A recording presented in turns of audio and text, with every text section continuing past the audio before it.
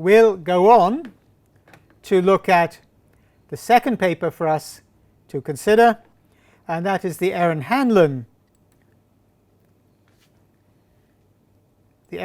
paper on, I'll just call it up if you give me a moment, on the impacts of postmodernism. It's a very forceful title. The paper was written in August 2018, just over a year ago. The title by Aaron-Hanlon that Aaron-Hanlon's given it is "Postmodernism Didn't Cause Trump, It Explains Him." Well, what is Hanlon's argument?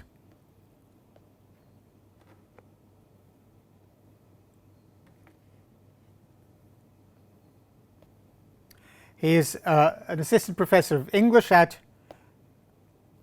a college in the United States, at Colby College, and he recognizes that postmodern theory is a problem.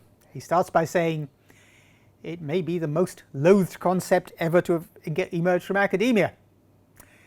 Developed in literature and philosophy in the 1970s, in those departments doing those studies. It supposedly, according to Hanlon, told us that facts are debatable, that individual perspectives matter most, shared meaning is an illusion, universal truth is a myth. We're familiar with these themes from our earlier look at Derrida and Foucault. Now, what were the political reactions? The cultural, and I should add the political right. Hanlon just says the right. The right quickly identified these notions of fluidity, indeterminacy, and so on as a danger to the very foundation of society, and they spent decades, as Hanlon says, flogging the university lefties who promoted them. One particular author, Roger Kimball, accused academic theorists of trying to redefine the traditional humanities as what? I quote, "a species of political grievance mongering," and in that form of grievance mongering, virtue equals whatever sexual, feminist, Marxist, racial or ethnic agenda to which the particular critic has declared his, Kimball says his, allegiance. Another critic, Norman Podhoretz, believed that postmodernism was an attack on moral order. You'll probably see why he said that. If any idea of universal morality is no more than a fictitious imposition or no more than a power operation upon all of us, then the very idea of morality collapses, and our pointing out the, so to speak, as postmodernists, if we pointed out the failings in ideas of monolithic or non-contradictory moral schemes and so on, we would presumably, according to Norman Podhoretz, be making an attack on moral order itself. Victor Davis Hanson even faulted postmodernism for the way President Barack Obama handled healthcare legislation. He said, I quote, "In the gospel of postmodern relativism, what did it matter if the President of the United States promised that Obamacare would not alter existing healthcare plans when it was clear that it would?" Well, later others joined the crusade, if that's the right word, vilifying postmodernism. Centrists and liberals joined in. They searched for a culprit behind the ascent of Donald Trump, as Hanlon says. Michiko Kakutani, a noted author, wrote a book called The Death of Truth, blames relativism and says it was caused by academics promoting the gospel of postmodernism. I quote that, academics promoting the gospel of postmodernism. Daniel Dennett, very famous logician, said in an interview in 2017, again I quote, "I think what the postmodernists did was truly evil." Well, Vox, sort of complementary media outlet, claimed that it wasn't the first time Trump's legal team had played postmodernist. And apparently Trump's legal team hinted that it might be too hard to discern the truth because it's all relative anyway. They may have been referring to Trump's, was it press secretary, was it Kellyanne Conway, who used the term alternative facts. Now we might say, well, that's a thoroughly postmodern concept, alternative facts, right? And so the claim was made that Trump's legal team, perhaps Trump's entire White House team, were playing postmodernist. No, it's not true. We don't think it's true. We think it's something else. Right? But the point here, Hanlon is quite right. These challenges to postmodern theory across the board identified something important. And what was the crisis that we faced? According to Hanlon, we were in the process of losing, perhaps had already lost, a shared vocabulary for the world's problems. That is, the ways we engage with, relate to one another, current events, and losing this shared vocabulary, he locates this in the United States, says may be the greatest threat to American society. What does it mean? He says, what did it mean that the pro-life movement, that is the anti-abortion movement, could fashion itself, that's his own term, as an avatar of women's empowerment? I quote, an avatar of women's empowerment. What did it mean that a white woman like Rachel Dolezal, if I hope to have pronounced it right, could simply declare that she was black? So the point is that, as Hanlon says, these were precisely the kinds of things that worried postmodern theorists. Perhaps we've got them wrong all along. Hanlon says their project was an attempt to understand why it was that people had begun to interpret material facts in such extraordinarily different ways. Well, Hanlon reminds us that the term postmodern, at least in its modern sense or current sense, is inherited from the work of Lyotard, and Lyotard observed that society was becoming a consumer society, a media society, a post-industrial society. These are not new themes. Adorno and Horkheimer, the great Marx scholars, were very nervous of the rise of consumer society. Herbert Marcuse, another member of the Frankfurt School, started to show the connections between consumer society and media society. A post-industrial society with the attacks on trade unions around the industrial world, or most of the industrial world from the late 70s onwards, the change in patterns of work to casualize large areas of the former industrial workforce, or put them out of work, simple as that, have all been noted. Lyotard may not have been that far from the apparently thoroughly rational Marxist or other critics, or other left-wing critics, as we might think they are. Frederick Jameson, in fact, points this out, that Lyotard saw these large-scale shifts as Hanlon says, game changers, significant developments for art and science and the broader question of how we know what we know. Well, Hanlon says this was a diagnosis, not a political outcome that Lyotard and the others wanted to bring about or agitated to bring about. But subsequently, postmodernism has come to describe a range of theories about language and about knowledge in the world and so on. Hanlon says Jacques Derrida's concept of deconstruction sought to understand language as a system capable of constantly hiding and deferring meaning, rather than a simple conduit for conveying it. Well, I've said in my critiques of postmodernism and poststructuralism earlier, I've said them in the previous lectures, that who's ever said that language is automatically transparent? Nobody's ever said that. When did we actually say it was a simple conduit for conveying meaning? That may be an implication in Saussure, but we've also noted that much of Derrida's work is a sustained dialogue with Saussure. But Hanlon goes on to talk about Baudrillard and the concept of the simulacrum, which we've already mentioned, we've already touched upon. And that is a copy without an original, which leads to the hyperreal, a collection of signs or images which purport to represent something that actually exists, photographs of wartime combat. Ultimately, though, they portray a wild distortion not drawn from reality. Well, yes, Hanlon is trying to argue that the postmodernists had identified something significant about our time, and that they were, in a sense, diagnosing our condition. They were changing our understanding of language, truth, and knowledge.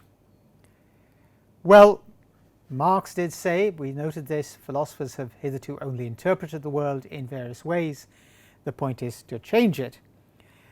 But it's been said that philosophers of postmodernity have invented the point, right, and have sought mainly to interpret the world rather than change it. That's one of the accusations against them.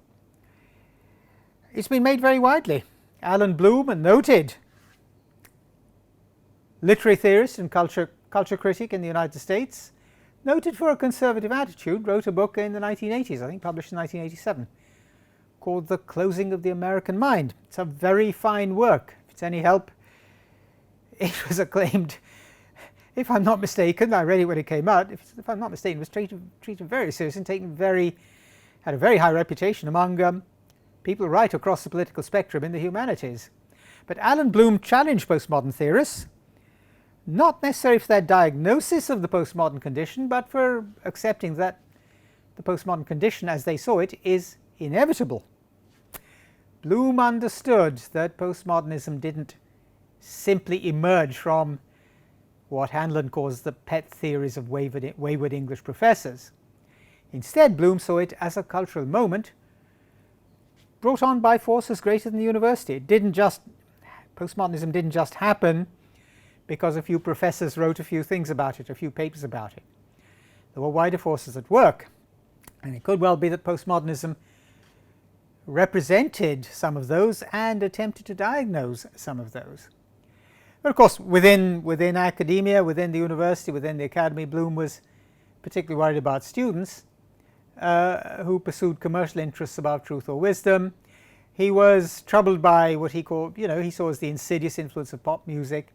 He lamented parental loss of self-control over children's moral education, and so on. He called the rock music industry perfect capitalism, supplying to demand and helping create it. These are all quotations from Alan Bloom, which Hanlon gives us.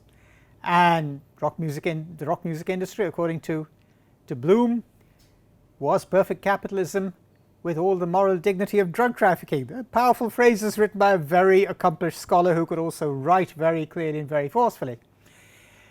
But since then, those who, like Bloom, have been on the cultural and perhaps political right have, according to Hanlon, crassly contorted Bloom's forceful arguments. Bloom can at least be disagreed with, right? And according to Hanlon, Bloom's followers on the right, or Bloom's successors on the right, have crassly contorted Bloom's arguments and instead have said that postmodernism was made not by consumerism and other large-scale technological developments around the world.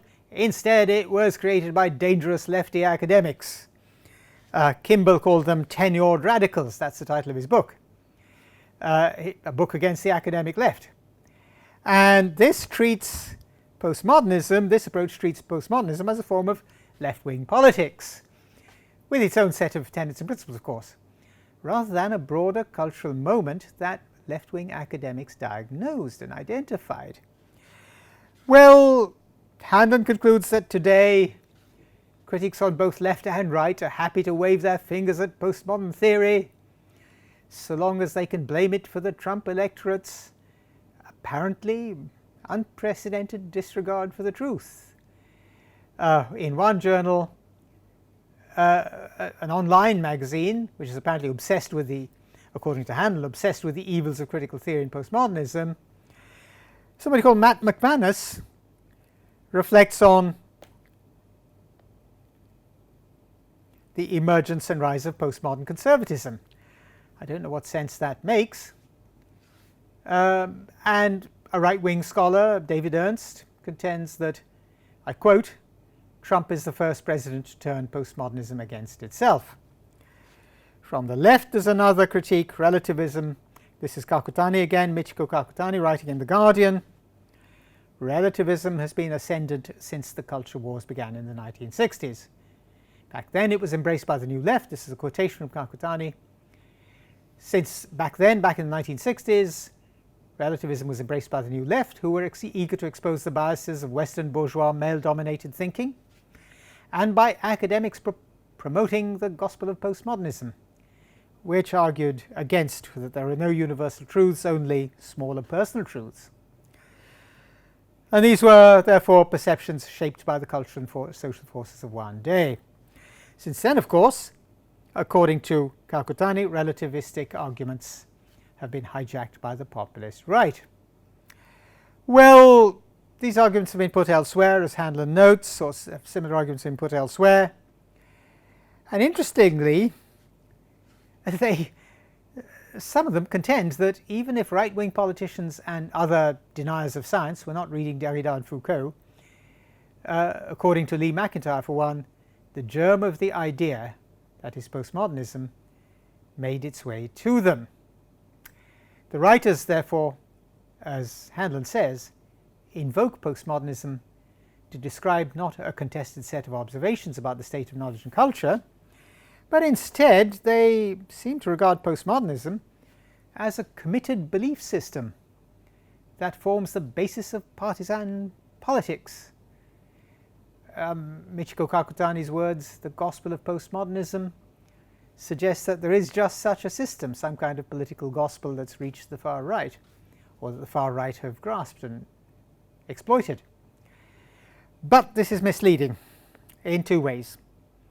One, it treats Lyotard and his followers, as proponents, as expounding a world where objective truth loses all value.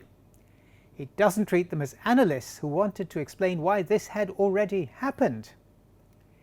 Secondly, as soon as postmodernism became a fashionable topic in humanities and social sciences, it became a subject of extensive debate. It is highly contested and hotly contested.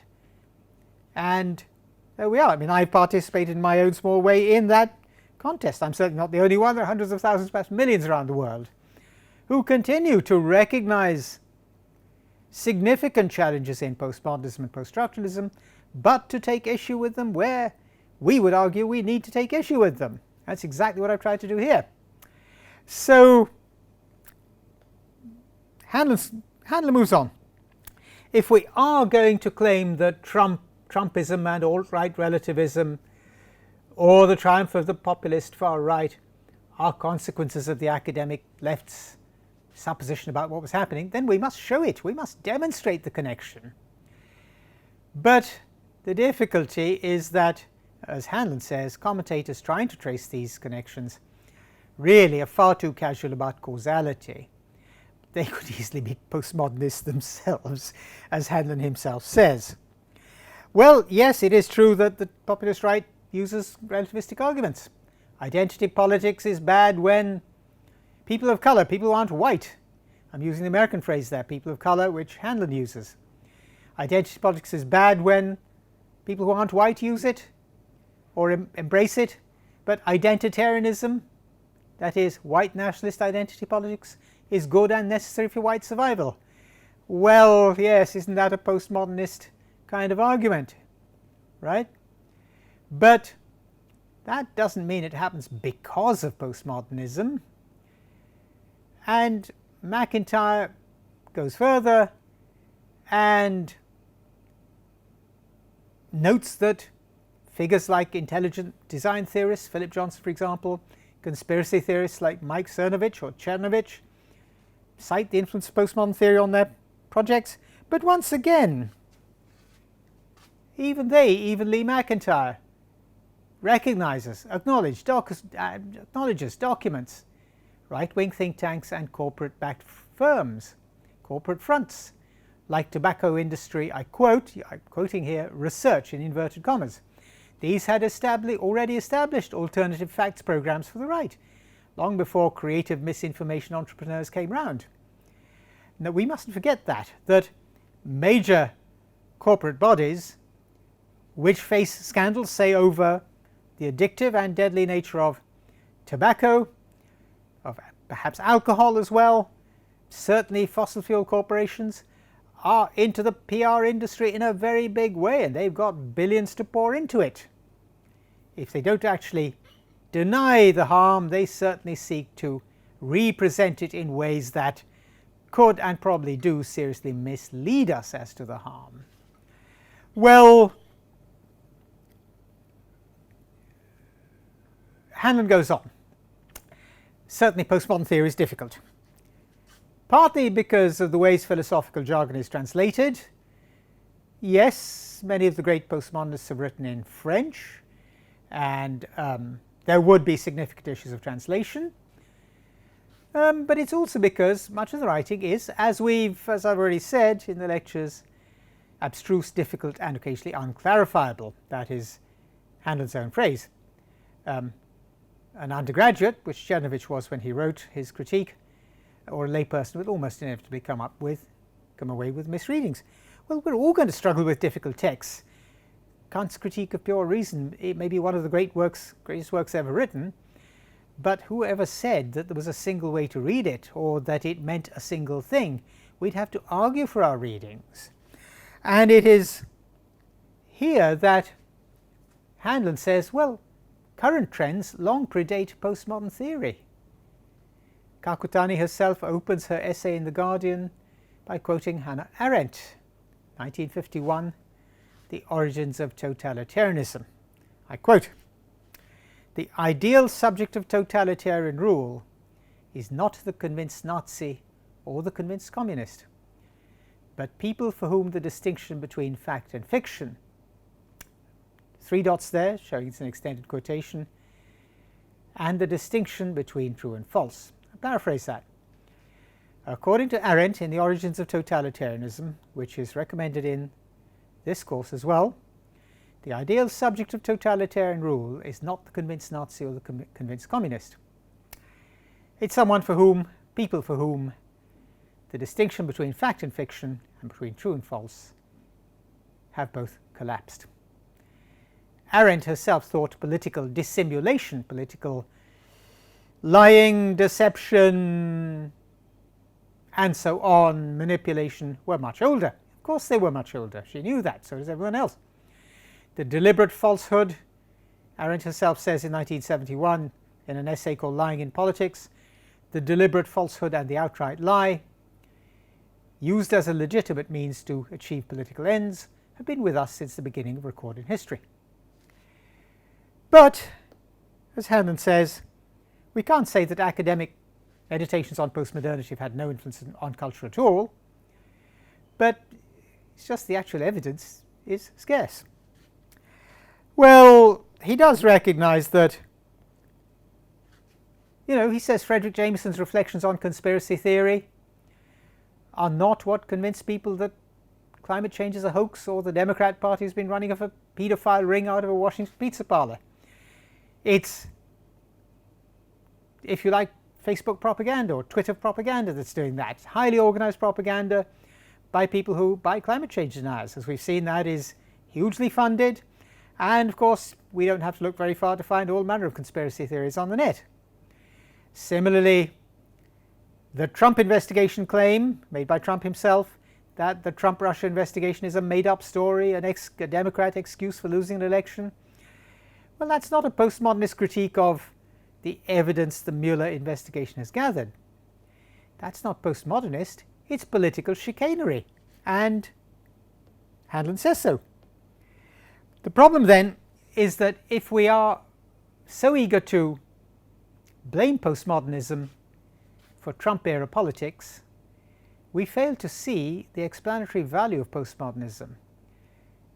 For example, Baudrillard's book, The Gulf War Did Not Take Place, becomes the denial of an objective truth so obvious as the Gulf War happened, but Baudrillard is trying to tell us something about the way we've symbolized and represented the Gulf War, right? So it's not just the denial of an objective truth. The point is that our impressions have been warped, this is Hanlon's own term, by media framing and agitprop, to use a very old-fashioned political term. The real enemy of truth, as Hanlon says, is not postmodernism, but propaganda, the active distortion of truth for political purposes. Trumpism practices this form of distortion, as he says, on a daily basis. We're familiar with that in all political life today. We're not at all surprised by it. The point for us is to be alert to it. And Handel concludes, the postmodernist theorists whom we vilify didn't cause it, but they have given us a way of understanding how, precisely how, as Handel says, falsehood can masquerade as truth. So that's a very thoughtful,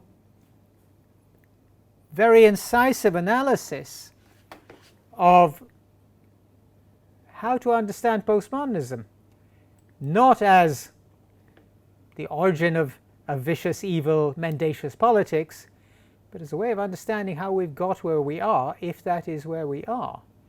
It's philosophy in a much older tradition. It's a very incisive analysis by Handel. Well, we've got something to move on to, which is this, the impact of, well, our third item in this seminar discussion is, or seminar type discussion, is an analysis, a paper by, a review by Michael Berube of a book by Alan Sokal on the hoax that he played on the journal Social Text in 1996. The book is called Beyond the Hoax. The subtitle is Science, Philosophy and Culture by Alan Sokal, published in 2008 by Oxford University Press. And Berube gives us the background. In 1966, as you know, Alan Sokal played this elaborate trick, in particular on the editors of a broadly leftist journal called Social Text. He submitted an essay filled with 6 kinds of nonsense, or at least 6. The editors either didn't see that or were willing to countenance the nonsense and publish the essay. In response, a great many scholars in the humanities and social sciences lashed out, as Berube says, in ways that often made them look even worse than the editors. And on the other side of the argument, Sokal found himself hailed, that's the actual word here, by legions of fans and supporters who credited him with finally exposing the vacuity of cultural studies, literary theory, postmodernism, obscurantist jargon, science studies, people who write about disciplines that they don't know much about, and all the above. Well, after that, since then, as Berube says, he's met a number of colleagues who spit and curse at the very sound of Sokal's name, and a much larger number of people who credit Sokal with proving, apparently once and for all, that everything humanists have done since 1970 has been bunk. Well, since then, Sokal is a perfectly serious physicist. He's teamed up with Jean Bricmont and severely criticized epistemological relativism. That is the idea that knowledge is relative in the philosophy of science, a perfectly serious area of philosophy itself. Sokal and Bricmont note that major figures in science studies, or philosophy of science if you like, sometimes say things like, the validity of theoretical propositions in the sciences is in no way affected by factual evidence. That's one. Secondly, there is no sense, another quotation, there is no sense attached to the idea that some standards or beliefs are rational, really rational, as distinct from merely being locally accepted as such. Well, does this indicate the existence of a, as Sokal himself says, a radically relativist academic zeitgeist? Zeitgeist being the spirit of the times, a German word. Well, Berube is careful. Yes, it is weird to think, it would be weird if we were living in a radically relativistic zeitgeist, but we must remember that standards of weirdness tend to vary from discipline to discipline. That's hardly surprising. Sokal seems never to have been comfortable dealing with people who so to speak, hypothesize imaginary gardens with real toads in them, or meditate on, as Berube says, cold pastorals that tease us out of thought. But Sokal is no longer engaged in literary theory, and he's gone into the philosophy of science, as Berube says, into realms where the distinction between justified and unjustified belief actually matters to the world, specifically history and philosophy of science. And this seems apparently to be conducted sometimes by people who are, as Berube says, rigorously indifferent to the question of whether a scientific theory is actually true. And Sokal has gone also into the philosophy of religion. Well, it's a bit of a generalization to say that religion is practiced by people who are rigorously indifferent to the claim that beliefs should be rationally justified. That's a little bit hasty. I'd say it's a bit hasty. But Sokal apparently spends his first 100 pages or so in Beyond the Hoax, talking about the hoax itself, providing a context, like a recap. He does say he's proud of his social text article, and the reviewer, Berube, is quite critical, saying he repeats himself too much in this collection of essays. Sokal himself says that his defense of scientific realism, the idea that science speaks the truth and the bald truth or whatever, is modest. Sokal says his defense of scientific realism is modest, and according to Berube, this is a virtue. It makes the Sokal defense of scientific realism cogent and convincing. That's the actual phrase Berube uses. Sokal recognizes that science is a human endeavor. Like any other human endeavor, it merits being subjected to rigorous social analysis. Not so problematic. He has good things to say about Thomas Kuhn's book, Structure of Scientific Revolutions, which Sokal apparently calls moderate arguments. But the distinction, according to Sokal, is the difference between the context of discovery and the context of justification. Sokal recognizes that any number of factors, scientific and non-scientific, can contribute to the discovery of natural laws. Nothing surprising about that, nothing unusual. People have discovered a lot of natural laws by accident.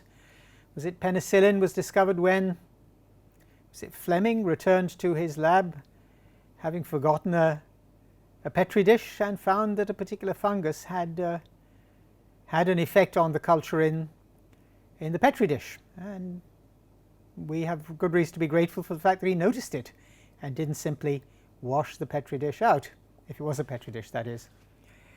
Context of discovery, certainly. Very few scientists would actually deny that.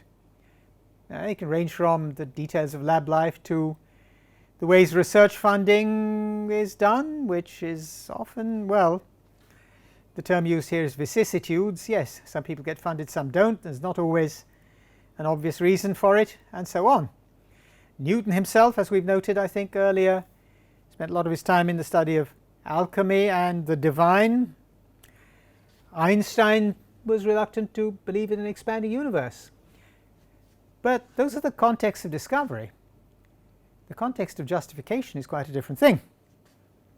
And according to Berube, apparently according to Sokal as well, the existence of X-rays or the precession of Mercury's perihelion cannot and does not depend on factors extraneous to, outside the scientific evidence, which help us to reach a conclusion.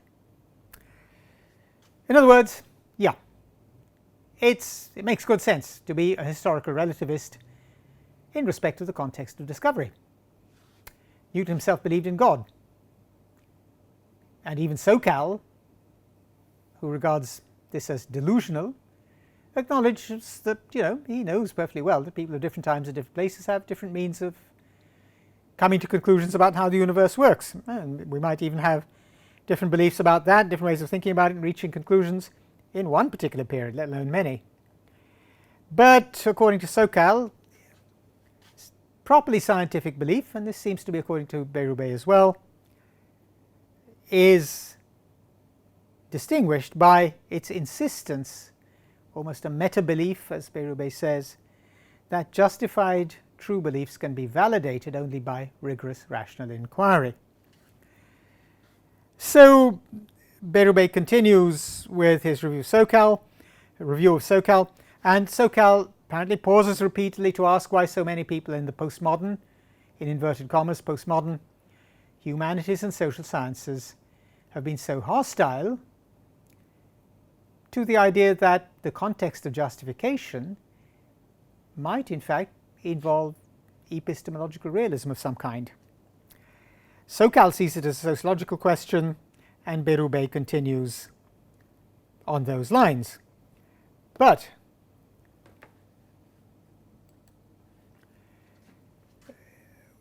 he reminds us of the ways in which our readings of even the terms like science, particularly Western science, may conjure up certain images in our minds.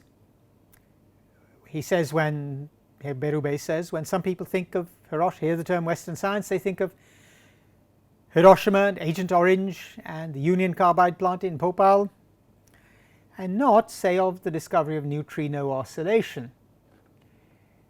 So some of us then move from skepticism about the benefits of Western science to the conclusion that the Enlightenment was no more than a stalking horse for imperialism.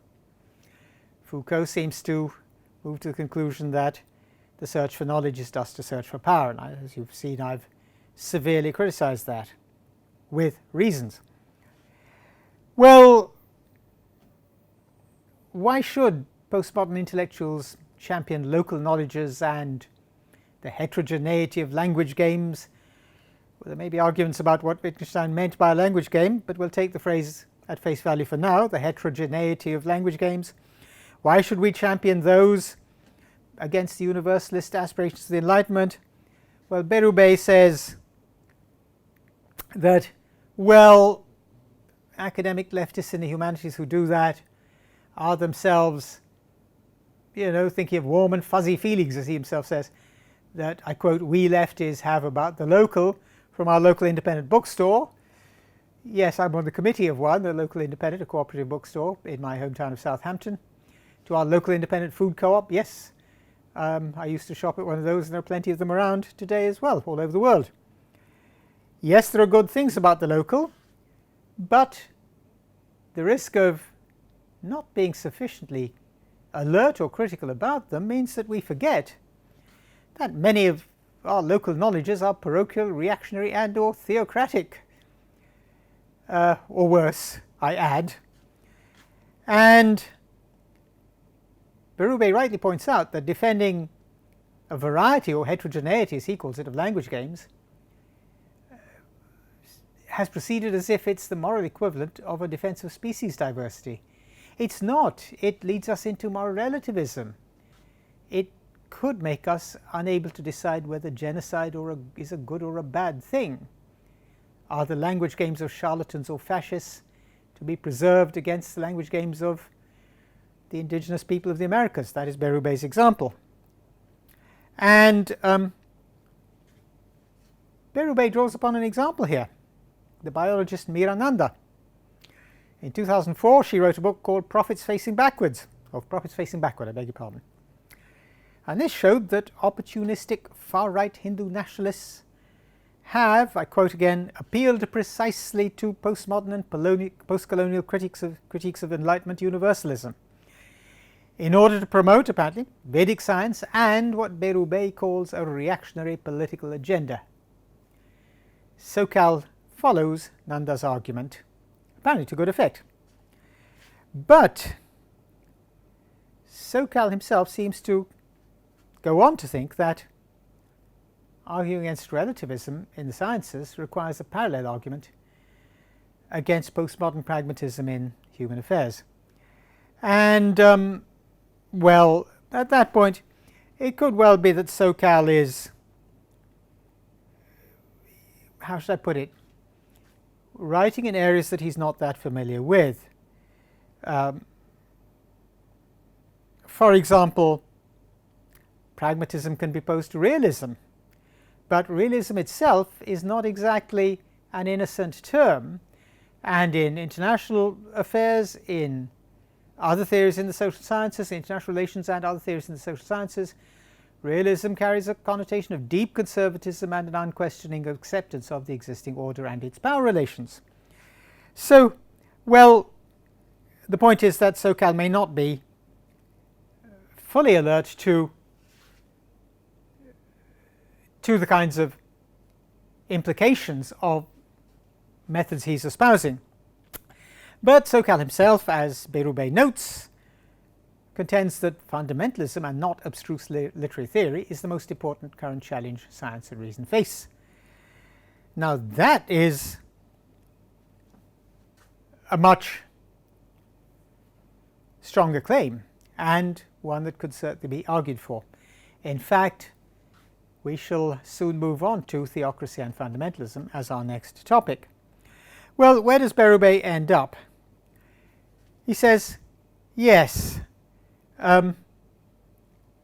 SoCal has undertaken a necessary task, that of struggling against religious fundamentalism, but he then may want to reconsider the value of pragmatism in human affairs. That is, of learning to compromise, get on with each other, rub shoulders, keeping disagreements at arm's length, or learning how to talk about them. In other words, engage in civilized political life, which may inherit strong elements of liberalism. It could inherit strong elements of conservatism. It could also, as we shall see, inherit strong elements in republicanism, which we come to later on in this course. But according to Berube, then we can move decisively beyond the hoax. SoCal has certainly recognized that the kinds of issues he raised in his original hoax open up and lead himself into much more significant issues in the philosophy of science and the philosophy of the social sciences, and into what is actually involved in postmodern theorizing about literature. So that concludes our analysis of poststructuralism and postmodernism, and we shall move on to another topic next time. Poststructuralism and postmodernism in our NPTEL Ideologies course for 2019-20. The reason we're not quite done is that I realized I had not included a response by SoCal to Michael Berube, who had reviewed a more recent book of his. So SoCal quite reasonably points out that there are certain errors in Berube's review towards the end of it, and he makes a response to it.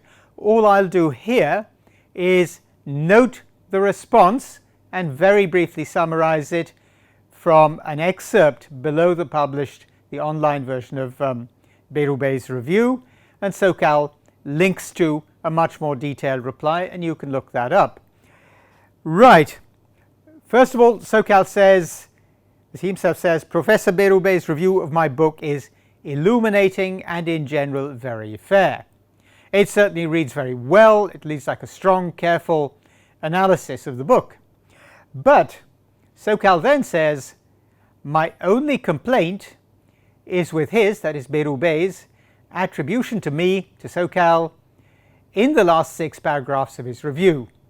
That is, of views about the philosophical foundations of ethics, and SoCal says philosophical foundations of ethics that are nowhere asserted or implied in my book, and that I do not in fact hold. So SoCal, remember, we're not reading the Berube review is not just about the SoCal hoax. It's a review of a later book by SoCal, and SoCal quite reasonably takes issue with the last 6 paragraphs or so of the review, where he says Berube attributes views to him which he does not hold about the philosophical foundations of ethics. SoCal provides a link, and of course if you wish to look this up, yes, I've provided the link to Berube's review, and SoCal's reply is the first one below it, so you'd be free to look that up. I could perhaps amend my PowerPoint, which will go out to you, to give the link to SoCal's review. I'll do that anyway. So that is just a short correction to my account of Berubé's review of SoCal from our previous and I thought concluding lecture on post-structuralism and postmodernism, but we must of course take account of SoCal's review, reply to Berubé, and that does in fact conclude the topic of post-structuralism and postmodernism for us.